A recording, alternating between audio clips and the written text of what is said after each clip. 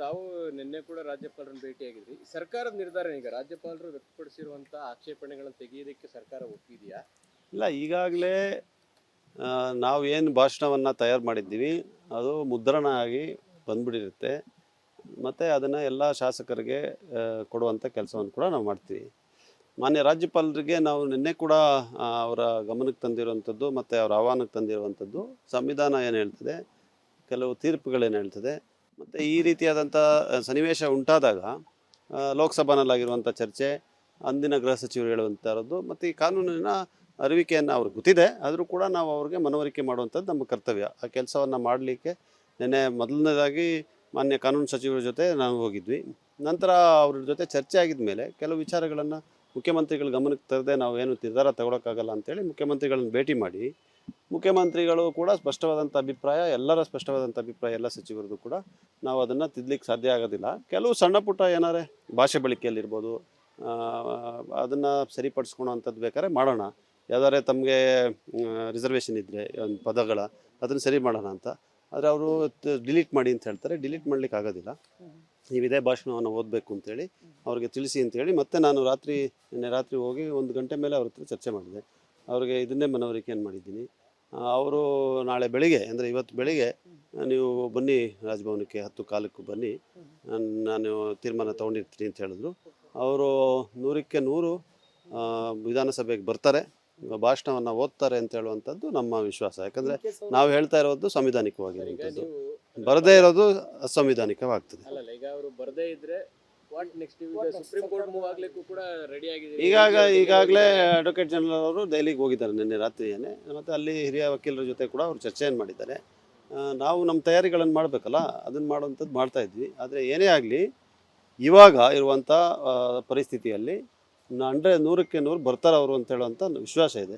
ಅಲ್ಲಿ ಹೋಗಿ ಅವ್ರಿಗೆ ಮತ್ತೊಮ್ಮೆ ಮಾತಾಡಿ ಅವರ ಮನವೊಲಿಕೆಯನ್ನು ಮಾಡಿ ಅವ್ರನ್ನ ಕರ್ಕೊಂಡು ಹೋಗುವಂಥ ಕೆಲಸವನ್ನು ಮಾಡ್ತೀವಿ.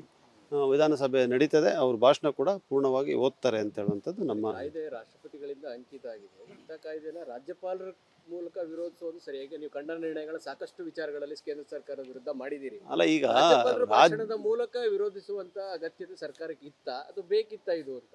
ಅಲ್ಲ, ಆ ಥರ ಅಲ್ಲ. ರಾಜ್ಯಪಾಲರು ಅಂತ ಹೇಳಿದ್ರೆ ರಾಜ್ಯಪಾಲರು ಸ್ವತಂತ್ರನಾ? ರಾಜ್ಯಪಾಲರು ಅಂದರೆ ಏನು? ರಾಜ್ಯ ಸರ್ಕಾರ ಯಾರೇ ನೇಮಕ ಮಾಡಿರ್ಬೋದು. ಆದರೆ ಸಂವಿಧಾನಿಕವಾಗಿ ಅವ್ರ ಕರ್ತವ್ಯ ಏನು, ಅದು ಭಾಳ ಮುಖ್ಯ. ಅವರು ಈಗ ಭಾಷಣವನ್ನು ರಾಜ್ಯಪಾಲರೇ ಖುದ್ದು ತಯಾರು ಮಾಡ್ತಾರಾ? ಈಗ ರಾಜ್ಯ ಸರ್ಕಾರ ಈ ಕಳೆದ 1 ವರ್ಷದಲ್ಲಿ ಏನೇನು ಕಾರ್ಯಕ್ರಮಗಳನ್ನು ಮಾಡಿದೆ, ಎಷ್ಟು ಯಶಸ್ಸಾಗಿದೆ, ಯಾವುದನ್ನೆಲ್ಲ ಅವರು ಮುಂದಕ್ಕೆ ಮಾಡ್ತಾರೆ, ಶಾಸಕಾಂಗನ ಯಾವ ರೀತಿ ನಡೆಸ್ತಾರೆ, ಇದೆಲ್ಲವನ್ನು ರಾಜ್ಯಪಾಲರು ಓದಬೇಕು. He is the voice of the government, of the council of ministers. ಅದರಿಂದ ರಾಷ್ಟ್ರಪತಿಗಳನ್ನು ನೇಮಕ ಮಾಡಿದ್ರು ಅವ್ರ ವಿರುದ್ಧ ಏನಿದೆ? ರಾಷ್ಟ್ರಪತಿಗಳು ಅವ್ರು ಮಾಡಿದ್ರ ಕಾನೂನು? ಸಂಸತ್ನಲ್ಲಿ ಮಾಡಿರೋ ಕಾನೂನಿಗೆ ಅಂಗೀಕಾರ ಕೊಡ್ತಾರೆ. ಸೊ ಈ ಸಾಂವಿಧಾನಿಕ ವ್ಯವಸ್ಥೆಯನ್ನು ಅರ್ಥ ಮಾಡಿಕೊಂಡ್ರೆ ಇದರಲ್ಲಿ ಯಾವುದೇ ರೀತಿಯಾದಂಥ ಬಿಕ್ಕಟ್ಟಿಲ್ಲ. ರಾಜಕೀಯವಾಗಿ ಯೋಚನೆ ಮಾಡಿದ್ರೆ ನನಗೇನಾಗ್ಬಿಡ್ಬೋದು, ನನಗೇನು ಹೇಳ್ಬಿಡ್ತಾರೆ ಅನ್ನೋ ಅಂತೇಳಿ ಯೋಚನೆ ಮಾಡಿದಾಗ ಈ ಬಿಕ್ಕಟ್ಟು ಬರ್ತದೆ.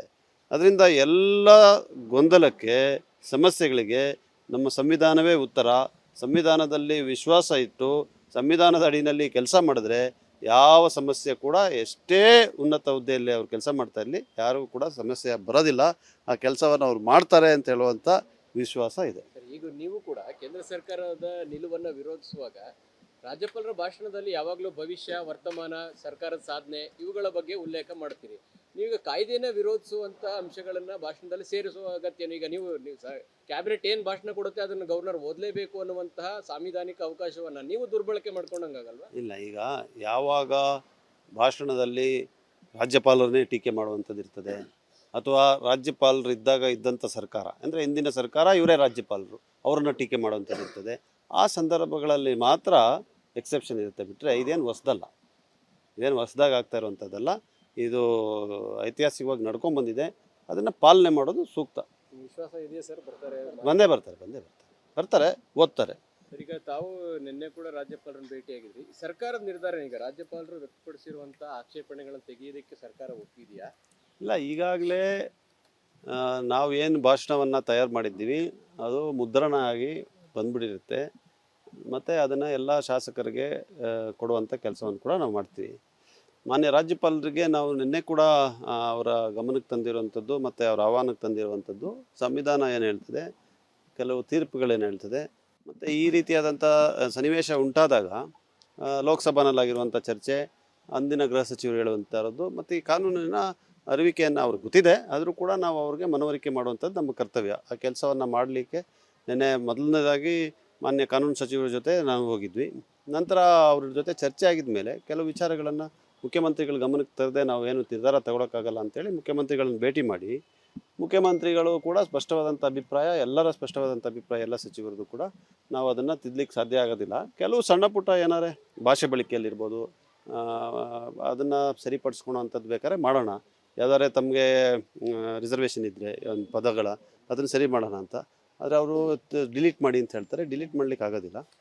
ನೀವು ಇದೇ ಭಾಷಣವನ್ನು ಓದಬೇಕು ಅಂತೇಳಿ ಅವ್ರಿಗೆ ತಿಳಿಸಿ ಅಂತೇಳಿ ಮತ್ತೆ ನಾನು ನಿನ್ನೆ ರಾತ್ರಿ ಹೋಗಿ 1 ಗಂಟೆ ಮೇಲೆ ಅವ್ರ ಹತ್ರ ಚರ್ಚೆ ಮಾಡಿದೆ. ಅವ್ರಿಗೆ ಇದನ್ನೇ ಮನವರಿಕೆಯನ್ನು ಮಾಡಿದ್ದೀನಿ. ಅವರು ನಾಳೆ ಬೆಳಿಗ್ಗೆ ಅಂದರೆ ಇವತ್ತು ಬೆಳಿಗ್ಗೆ ನೀವು ಬನ್ನಿ ರಾಜಭವನಕ್ಕೆ 10:15 ಬನ್ನಿ, ನಾನು ತೀರ್ಮಾನ ತೊಗೊಂಡಿರ್ತೀನಿ ಅಂತ ಹೇಳಿದ್ರು. ಅವರು 100ಕ್ಕೆ 100 ವಿಧಾನಸಭೆಗೆ ಬರ್ತಾರೆ, ಭಾಷಣವನ್ನು ಓದ್ತಾರೆ ಅಂತ ಹೇಳುವಂಥದ್ದು ನಮ್ಮ ವಿಶ್ವಾಸ. ಯಾಕಂದರೆ ನಾವು ಹೇಳ್ತಾ ಇರೋದು ಸಂವಿಧಾನಿಕವಾಗಿರುವಂಥದ್ದು, ಬರದೇ ಇರೋದು ಅಸಂವಿಧಾನಿಕವಾಗ್ತದೆ. ಈಗ ಅವರು ಬರದೇ ಇದ್ರೆ what next? Supreme Court move ಆಗ್ಲಿಕ್ಕೂ ಕೂಡ ರೆಡಿ ಆಗಿದೆ. ಈಗಾಗಲೇ ಅಡ್ವೊಕೇಟ್ ಜನರಲ್ ಅವರು ದೆಹಲಿಗೆ ಹೋಗಿದ್ದಾರೆ ನಿನ್ನೆ ರಾತ್ರಿಯೇ, ಮತ್ತು ಅಲ್ಲಿ ಹಿರಿಯ ವಕೀಲರ ಜೊತೆ ಕೂಡ ಅವರು ಚರ್ಚೆಯನ್ನು ಮಾಡಿದ್ದಾರೆ. ನಾವು ನಮ್ಮ ತಯಾರಿಗಳನ್ನು ಮಾಡಬೇಕಲ್ಲ, ಅದನ್ನು ಮಾಡುವಂಥದ್ದು ಮಾಡ್ತಾ ಇದ್ವಿ. ಆದರೆ ಏನೇ ಆಗಲಿ ಇವಾಗ ಇರುವಂಥ ಪರಿಸ್ಥಿತಿಯಲ್ಲಿ 100ಕ್ಕೆ 100 ಬರ್ತಾರೆ ಅವರು ಅಂತ ಹೇಳುವಂಥ ವಿಶ್ವಾಸ ಇದೆ. ಅಲ್ಲಿ ಹೋಗಿ ಅವ್ರಿಗೆ ಮತ್ತೊಮ್ಮೆ ಮಾತಾಡಿ ಅವರ ಮನವೊಲಿಕೆಯನ್ನು ಮಾಡಿ ಅವ್ರನ್ನ ಕರ್ಕೊಂಡು ಹೋಗುವಂಥ ಕೆಲಸವನ್ನು ಮಾಡ್ತೀವಿ. ವಿಧಾನಸಭೆ ನಡೀತದೆ, ಅವ್ರ ಭಾಷಣ ಕೂಡ ಪೂರ್ಣವಾಗಿ ಓದ್ತಾರೆ ಅಂತ ಹೇಳುವಂಥದ್ದು ನಮ್ಮ ಕಾಯ್ದೆ. ರಾಷ್ಟ್ರಪತಿಗಳಿಂದ ಅಂಕಿತ ಆಗಿದೆ. ಇಂಥ ಕಾಯ್ದೆನ ರಾಜ್ಯಪಾಲರ ಮೂಲಕ ವಿರೋಧಿಸೋದು ಸರಿಯಾಗಿ? ನೀವು ಕಂಡ ನಿರ್ಣಯಗಳ ಸಾಕಷ್ಟು ವಿಚಾರಗಳಲ್ಲಿ ಕೇಂದ್ರ ಸರ್ಕಾರದ ವಿರುದ್ಧ ಮಾಡಿದ್ದೀರಿ. ಅಲ್ಲ, ಈಗ ಭಾಷಣದ ಮೂಲಕ ವಿರೋಧಿಸುವಂತ ಅಗತ್ಯತೆ ಸರ್ಕಾರಕ್ಕೆ ಇತ್ತ? ಅದು ಬೇಕಿತ್ತ ಇದು ಅಂತ? ಅಲ್ಲ, ಆ ಥರ ಅಲ್ಲ. ರಾಜ್ಯಪಾಲರು ಅಂತ ಹೇಳಿದ್ರೆ ರಾಜ್ಯಪಾಲರು ಸ್ವತಂತ್ರನಾ? ರಾಜ್ಯಪಾಲರು ಅಂದರೆ ಏನು? ರಾಜ್ಯ ಸರ್ಕಾರ ಅವ್ರನ್ನ ಯಾರೇ ನೇಮಕ ಮಾಡಿರ್ಬೋದು, ಆದರೆ ಸಂವಿಧಾನಿಕವಾಗಿ ಅವ್ರ ಕರ್ತವ್ಯ ಏನು ಅದು ಭಾಳ ಮುಖ್ಯ.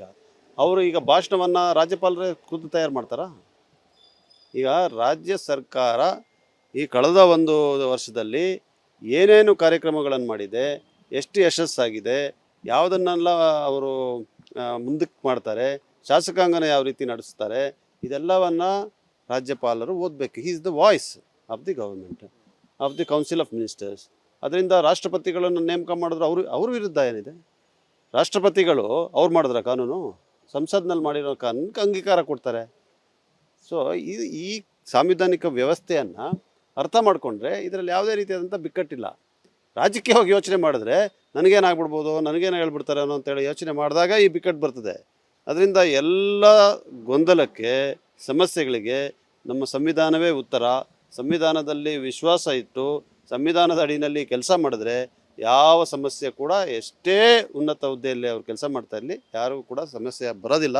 ಆ ಕೆಲಸವನ್ನು ಅವ್ರು ಮಾಡ್ತಾರೆ ಅಂತ ಹೇಳುವಂಥ ವಿಶ್ವಾಸ ಇದೆ.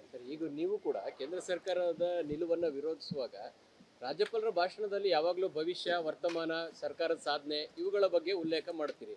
ನೀವೀಗ ಕಾಯ್ದೆನ ವಿರೋಧಿಸುವಂಥ ಅಂಶಗಳನ್ನು ಭಾಷಣದಲ್ಲಿ ಸೇರಿಸುವ ಅಗತ್ಯ? ಈಗ ನೀವು ಕ್ಯಾಬಿನೆಟ್ ಏನು ಭಾಷಣ ಕೊಡುತ್ತೆ ಅದನ್ನು ಗವರ್ನರ್ ಓದಲೇಬೇಕು ಅನ್ನುವಂತಹ ಸಾಂವಿಧಾನಿಕ ಅವಕಾಶವನ್ನು ನೀವು ದುರ್ಬಳಕೆ ಮಾಡ್ಕೊಂಡಂಗಾಗಲ್ವಾ? ಇಲ್ಲ, ಈಗ ಯಾವಾಗ ಭಾಷಣದಲ್ಲಿ ರಾಜ್ಯಪಾಲರನ್ನೇ ಟೀಕೆ ಮಾಡುವಂಥದ್ದು ಇರ್ತದೆ, ಅಥವಾ ರಾಜ್ಯಪಾಲರು ಇದ್ದಂಥ ಸರ್ಕಾರ ಅಂದರೆ ಹಿಂದಿನ ಸರ್ಕಾರ ಇವರೇ ರಾಜ್ಯಪಾಲರು, ಅವರನ್ನು ಟೀಕೆ ಮಾಡುವಂಥದ್ದು ಇರ್ತದೆ, ಆ ಸಂದರ್ಭಗಳಲ್ಲಿ ಮಾತ್ರ ಎಕ್ಸೆಪ್ಷನ್ ಇರುತ್ತೆ. ಬಿಟ್ಟರೆ ಇದೇನು ಹೊಸದಲ್ಲ, ಇದೇನು ಹೊಸದಾಗಿ ಆಗ್ತಾ ಇರುವಂಥದ್ದಲ್ಲ.